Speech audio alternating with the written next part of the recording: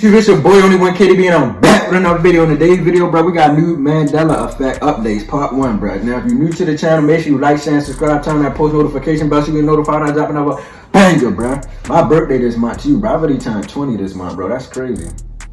But anyway, we finna get to the video, bro. Y'all boys ready? I'm ready. We finna get to it, bro, because this video is 10 minutes long, and I ain't trying to be here all day. I've been covering the Mandela effect for a long time, and for every new Mandela effect that is discovered, an older one gets updated.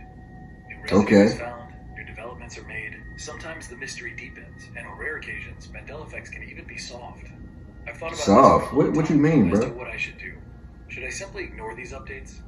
Just give us the update, bro. We ready for the Mandela effects. If y'all don't know what the Mandela effect is, you're gonna find out by the end of this video. New Mandela effect updates.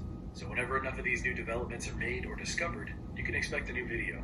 And don't worry, this doesn't replace the brand new Mandela effect videos.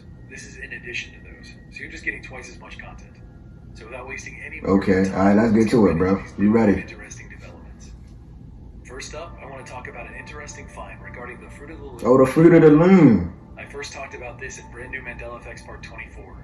This update is in regards to a photo taken in 1939 of an extremely poor family's house during the Great Depression. The family's wallpaper is made from glued up newspaper clippings. And if you look at this specific place on the wall, you'll see an ad for Fruit of the Loom. At first glance, this ad appears blurry, but it looks like it has a cornucopia in it. If it does indeed have a cornucopia, this proves that the Fruit of the Loom artwork has changed. The debate around this photograph has caused a lot of argument online, and because of this, I decided to use an AI upscaler to enhance. I don't even remember how the Fruit of the Loom sign looked, bro. Now remember, this company it looked like that. Used a cornucopia in any of its company branding.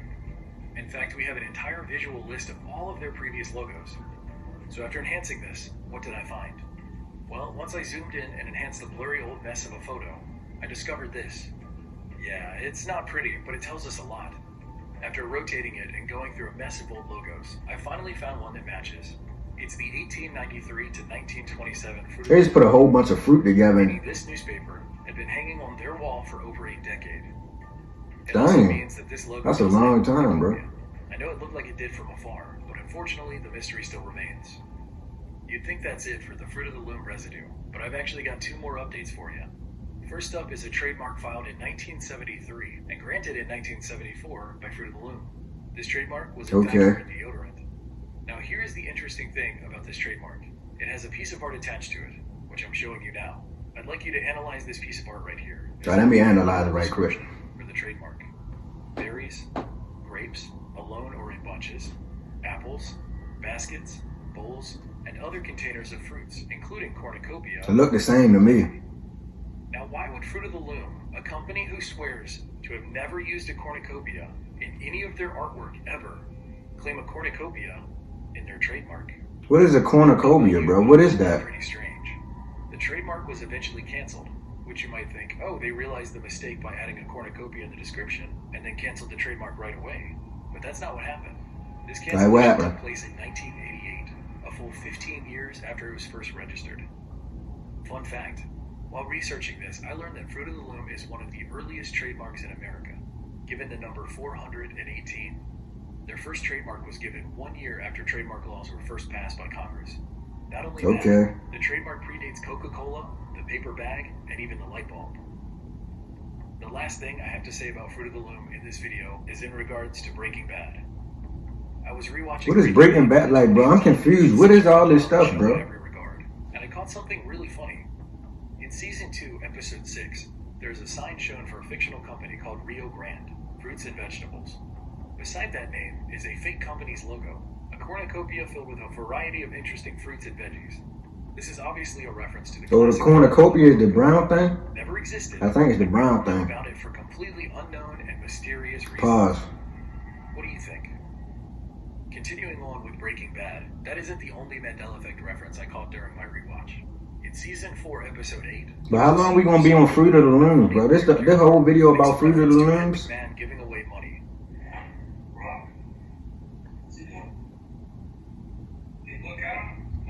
This must be Law and Order.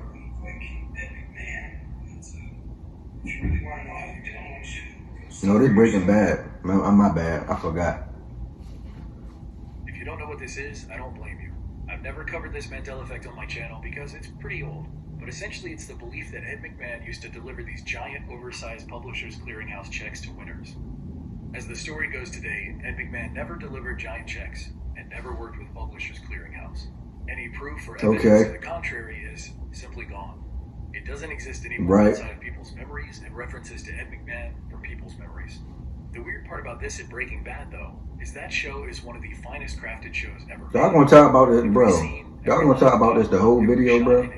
Even the costume design and color choices have meaning.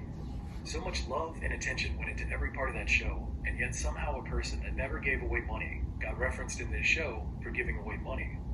The origin of this line must have come up as a funny line in the writer's room, and everyone obviously believed Ed McMahon gave away money, so no further research was needed to make sure that it's accurate. Of course it's accurate, everyone believes it.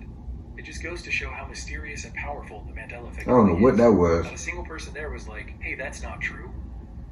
Continuing on with the topic of Ed McMahon. I think the government be messing with our minds, but they be changing stuff throughout history to make it seem like we crazy, bro.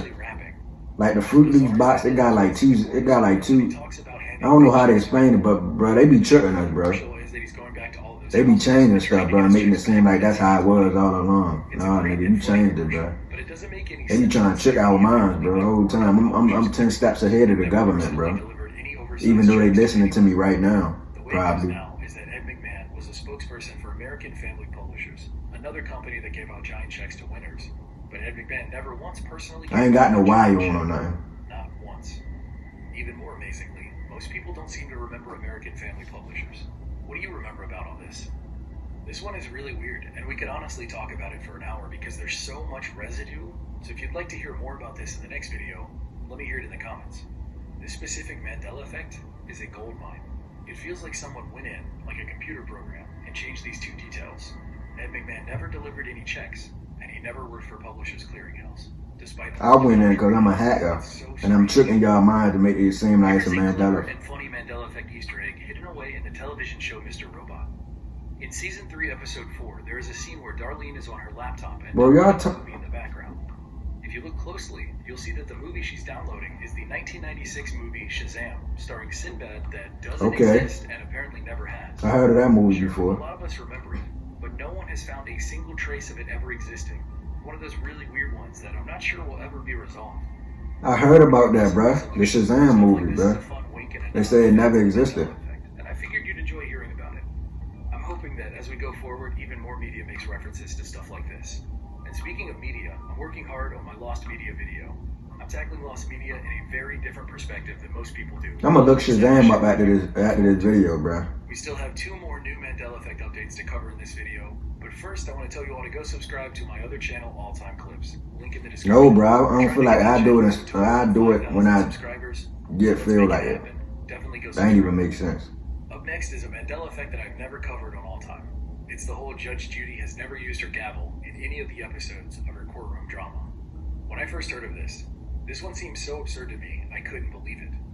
At the time it became popular, I really enjoyed looking into it and reading about it and watching the. She never used her gavel, bro? But I couldn't give my stamp of approval until I had watched every episode of Judge Judy to confirm it or deny it. Thankfully, enough people took on the challenge, and eventually it was discovered that Judge Judy did indeed use her gavel on multiple occasions. Bye. Dismiss. Okay. They be trying to make it seem like we crazy, bro. I'm telling you, bro. They be trying to trick our mind, bro. I can't be tricked because I'm untrickable. I'm too smart in the brain, bro. You can't mess with my intelligence. I can't be manipulated because I can't be manipulated. I'm a manipulator. She slams her gavel down in an episode and says this. No, that's not my signature. It's not your signature. Listen, I don't like to use this thing. It's a recent innovation of mine because I can't keep people quiet. She angry. I've covered Britney Spears twice already. I don't know who Britney Spears is. And again regarding a supposed gray plaid skirt that she wore in the 1998 Baby One More Time music video. The overwhelming majority of people remember her skirt being plaid, but now it's simply black. Well, this new Mandela Effect update is in reference to that Mandela Effect. A few years back, Britney Spears dressed up for Halloween in a throwback outfit and posted it to Instagram. Okay. She was dressed in a schoolgirl outfit influenced by the outfit she wore in her music video years before. Now, when this was originally posted, the Mandela Effect surrounding it wasn't really known yet. The change in skirt design and color hadn't been noticed yet, but in the years since, it's become quite the interesting find.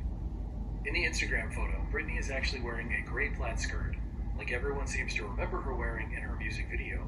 Perhaps Britney also remembers it being gray and plaid, or perhaps she couldn't find or purchase a black skirt in time for Halloween. Whatever the case, it's interesting that she herself Yeah, they be tricking us, bro. People remember her dressing, but not how she actually dressed in the Baby One More Time. They be going back and editing stuff, bro. Is this simply a mistake on her part or a bad memory? Is it as simple as she just didn't look up any reference to her outfit? Or maybe she did look up her video and the skirt had not changed yet. Stuff like this makes the Mandela effect so interesting to me.